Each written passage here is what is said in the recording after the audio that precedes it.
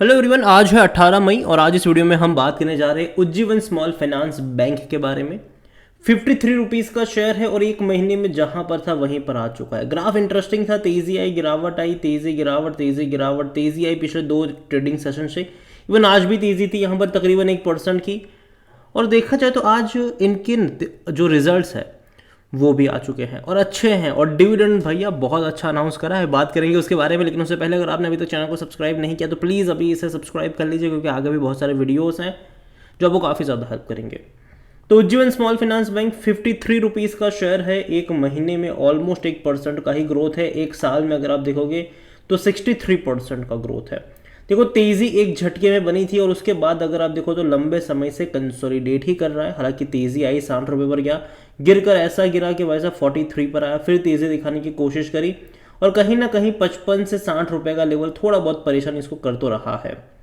और अभी जो नंबर्स आए हैं उसको अगर हम देखें तो अच्छे हैं, उतने बुरे भी नहीं कहूँगा। लेकिन मैं इतना ज़रूर कहूँगा कि जो रिजल्ट्स के बाद बाजार जब खुलता है तो तेज़ी एक दिन की होती है, वापस गिर जाता है शेयर। ये चीज़ हम यस बैंक के साथ भी देख चुके हैं, ये चीज़ हम बाकी सरकारी बैंकों के साथ भी देख चुके हैं। जो छोटे सरकारी बैंक है, यस बैंक है, कि नतीजे अच्छे आए तो एक दिन की तेज़ी आई, उसके बाद वापस से गिरावट वहाँ पर शुरू हो गई। तो यहाँ पर ही मैं कुछ ऐसा ही अज्यूम कर रहा हूँ कि अभी जब बाज़ार खुलेगा, हालांकि कल संडे की छुट्टी है, मंडे भी इलेक्शन के चलते छुट्टी ही है, बाज़ार बंद होने वाला है, मंडे को भी बाज़ार बंद ही रहेगा। ट्यूसडे को जब बाज़ार ओपन होगा तब आप यहाँ पर हल्का सा ग्रोथ देखोगे, ज़्यादा बहुत नहीं, 2-3% का।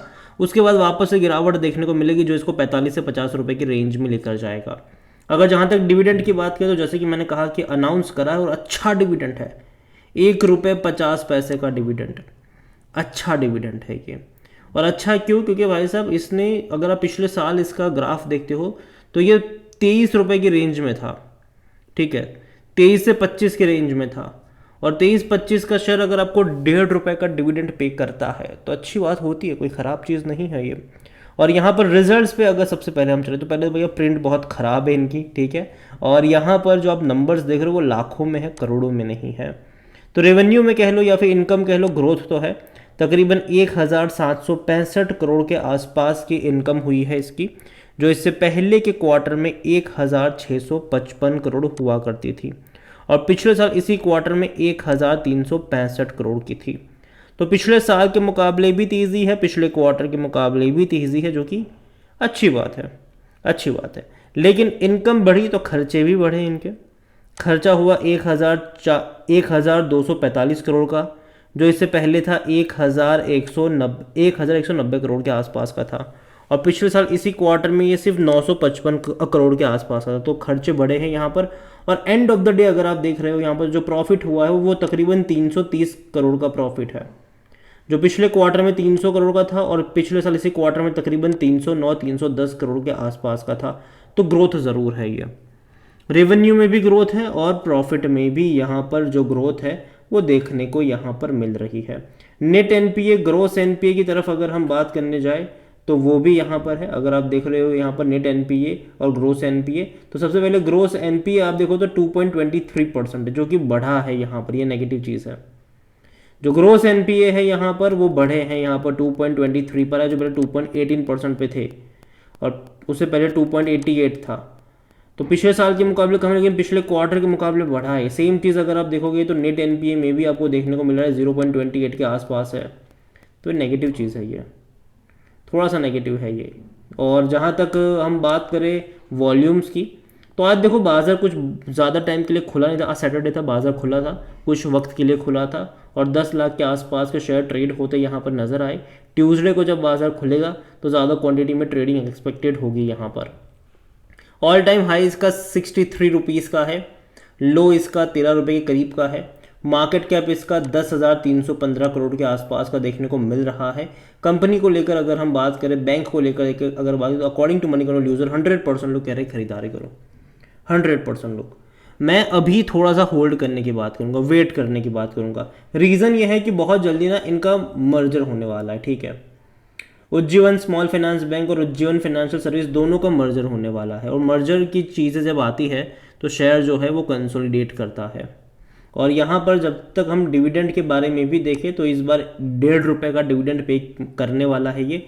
पिछले साल इसने 2 बार आपको पे किया था डिविडेंड, पहले 75 पैसा फिर 50 पैसा, मतलब कुल मिलाकर 1 रुपये 25 पैसे का डिविडेंड पिछले साल पे करा था। और इस साल उससे ज़्यादा का ही पे करने वाला है, एक ही झटके में, एक ही बार में। अब देखते हैं कि साल में एक बार करेगा या फिर एंड ऑफ द डे, मतलब एंड ऑफ द ईयर भी शायद पे करे, वो तो तब की बात तब करेंगे। जहाँ तक वैल्यूएशन के बारे में देखा जाए तो देखो सस्ता वैल्यूएशन तो है, 8 का पी है इसका, सेक्टर पी 16-17 के करीब का है। 100% एनालिस्ट कहते हैं खरीदारी करो। फाइनेंशियल्स अगर हम देखते हैं इसके, तो फाइनेंशियल्स आप देखो तो पिछले कुछ क्वार्टरों में ना इनका जो प्रॉफिट है वो 300 करोड़ के आसपास का ही रहा है।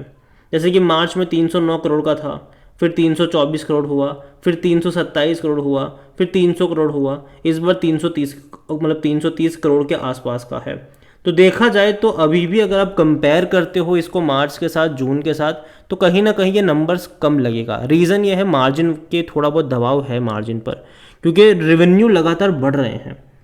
आप देखो जहाँ पर सितंबर में 1580 करोड़ के रेवेन्यू में 327 करोड़ का प्रॉफिट था, वहाँ इनके 1700 करोड़ के आसपास के रेवेन्यू थे, वहाँ प्रॉफिट कुछ ज़्यादा बढ़ा नहीं है, 330 करोड़ के आसपास का ही रहा है।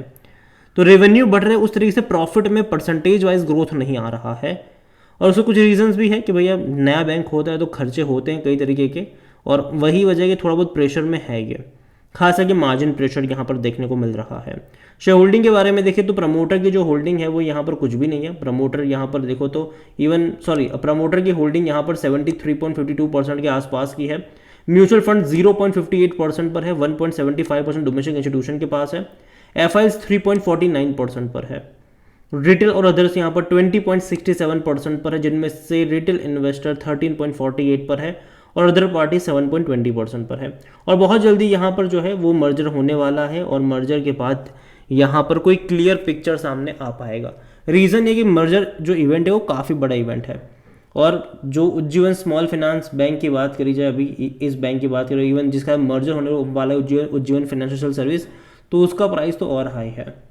तो मर्जर के बाद वैल्यूएशन देखना रहेगा कि भैया कितने वैल्यूएशन के ऊपर है, क्या मार्केट कैप निकल कर आता है, क्या चीज़ें यहाँ पर है, वो सब चीज़ देखने को रहेगी। और मुझे लगता है कि जब तक चीज़ें कंप्लीट नहीं हो जाती तब तक ये प्रेशर में रह सकता है। और यही वजह है कि मुझे लगता है कि पिछले कुछ टाइम में अगर आप देख रहे हो तो बैंकों के नंबर्स अच्छे आए हैं, अगर चाहे वो सरकारी बैंक हो या फिर प्राइवेट में यस बैंक भी अगर आप देख लो, नंबर अच्छे आए थे, लेकिन उसके बावजूद एक दिन की तेज़ी के बाद गिरावट देखने को मिली थी। यहाँ पर मैं कुछ ऐसा ही अज्यूम कर रहा हूँ कि तेज़ी जो होगी वो एक आध दिन की होगी, बाद में गिरावट आएगी, वापस 45-50 के रेंज में जा सकता है। और यहाँ से 55 से 60 रुपये का जो लेवल है वो एक रेजिस्टेंस वाला लेवल है। तो यहाँ से ये रिस्क टू रिवॉर्ड रेशियो उतना फेवरेबल नहीं लग रहा है, लेकिन अगर ये 45 से 50 के रेंज में जाता है तब यहाँ पर सोचा जा सकता है बाय ऑन डिप्स के लिए। अगेन मैं यहाँ पर वर्ड इस्तेमाल कर रहा हूँ, बाय ऑन डिप्स, ठीक है। किसी एक लेवल पे बहुत सारे शेयर्स मत खरीदना। अगर 45 से 50 में जाए तो धीरे धीरे ऐड करने के मौके आपको ढूंढने चाहिए, ना कि किसी एक लेवल पे बहुत सारे शेयर्स खरीद के बैठ जाओ। तो नजर रखिए उज्जीवन स्मॉल फाइनेंस के ऊपर। और अगेन ये मेरा पर्सनल ओपिनियन है, कोई इन्वेस्टमेंट एडवाइस नहीं है। वीडियो को यहीं पे एंड करता हूँ। पसंद आया हो तो लाइक करें, शेयर करें। चैनल पर अगर पहली बार है तो प्लीज़ सब्सक्राइब करें। और उज्जीवन स्मॉल फाइनेंस बैंक के बारे में क्या सोचते हैं वो भी आप मुझे कमेंट में लिख के बता सकते हैं। Thank you.